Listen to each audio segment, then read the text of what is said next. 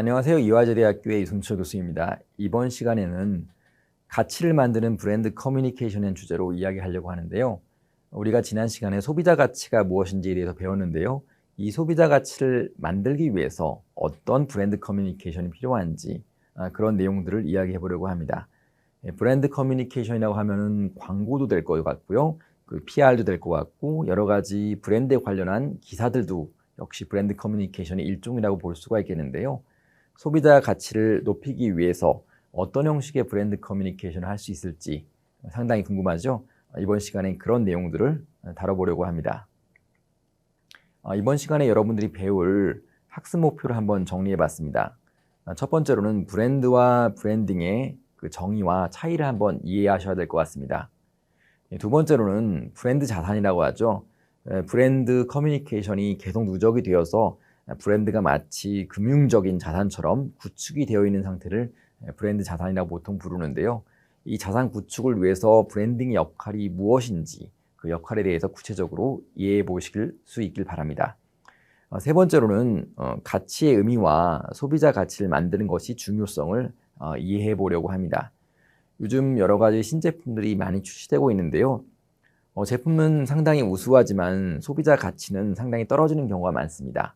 그런 의미에서 소비자 가치를 만드는 것, 그리고 소비자 가치를 만드는 데 있어서 브랜드 커뮤니케이션의 중요성에 대해서 강조하려고 합니다.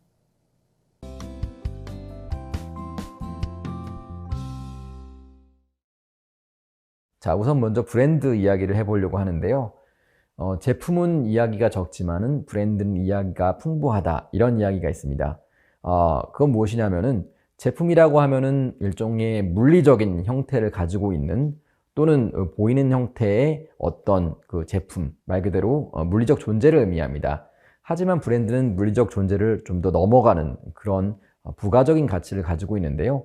한번 역사적으로 살펴보게 되면은 브랜드는 브랜다라는 그 히라버에서 나온 개념입니다.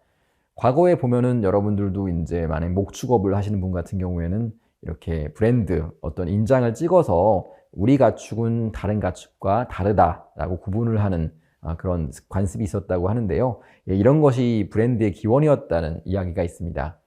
사실 비슷합니다.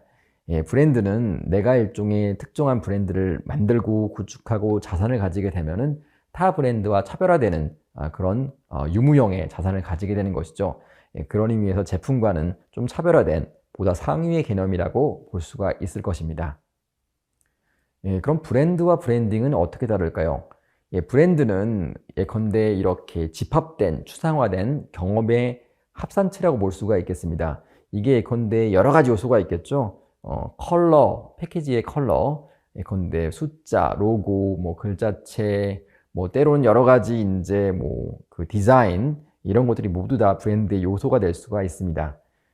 브랜딩이라고 하면은 이 브랜드를 만드는 과정들이 바로 브랜딩입니다. 이 과정이 뭐 여러 가지가 있겠지만은 그 중에서 가장 추측이 되는 게 바로 커뮤니케이션인 거죠. 이 브랜드는 어떤 성격의 것이다라고 다양한 그런 요소들, 앞서 얘기한 디자인, 로고, 글자체, 이런 요소들, 그리고 우리가 만나는 TV나 이런 매스미디어를 통해서 만나는 광고들, 또는 디지털 미디어를 통해서 만나는 여러 가지 마케팅 자극들 모두 다 브랜드를 만드는 과정, 즉 브랜딩이 되는 것이죠. 회사의 가치에 대해서 앞서서 잠깐 말씀을 드렸는데요. 잠깐 복습을 하게 되면은 가격에서 비용을 빼면은 회사의 가치가 되는 것입니다. 근데 문제는 회사가 이런 가치를 단번에 상당히 많이 가진다고 하더라도 장기적인 회사의 가치를 가지려면은 결과적으로 회사의 가치에 집중하는 것보다는 소비자가 어떤 가치를 우리로부터 가지고 있느냐, 이것에 집중을 하는 것이 상당히 중요한 것이죠. 보시면은 앞에 그림에서 뭐 애플바, 삼성바, 그래서 앱바, 삼바 이렇게 한번 이렇게 그 시각화한 그림이 있는데요. 사실 비슷합니다. 바라고 하면은 일종의 충성도가 높은 고객, 결과적으로 로열 커스터머라고 볼 수가 있는 거죠. 근데 고객한테 사기를 당하고 어떻게 보면은 이제 그 기업으로부터 외면받은 사람들, 이런 사람들을 극단에서 호갱이라고 볼 수가 있는데요. 반면에 정말 우리 브랜드를 좋아하고 지속적으로 구매해 주는 사람이 로열 커스터머, 충성 고객이라고 볼 수가 있겠습니다. 문제는 충성 고객을 만들게 되면은 상당히 좋겠지만은 우리가 기업으로부터 외면받고 사기당했다고 느끼게 되면은 금세 우리 회사를 떠나게 되는 것이죠. 다시 강조하게 되면은 충성 고객을 만드는 것이 상당히 중요하고요. 그것이 브랜딩에서 상당한 역할을 하고 있다고 이해할 수가 있겠습니다. 자, 예컨대 스타벅스 여러분들 아마 많이 가시고 또 많이 즐기시고 하실 텐데요. 이런 얘기가 있습니다. 스타벅스 이전에는 그냥 커피숍만 있었다. 이게 무슨 얘기일까요? 일종의 특정한 브랜드가 그 커피라는 전체 카테고리 전체에서 독점적인 위치 또는 아주 상당히 유력한 위치를 차지하게 되면은 그 이후에는 이 자동적으로 로열 커스터머들, 충성도가 높은 고객들이 이 제품만 찾게 되는 것이죠.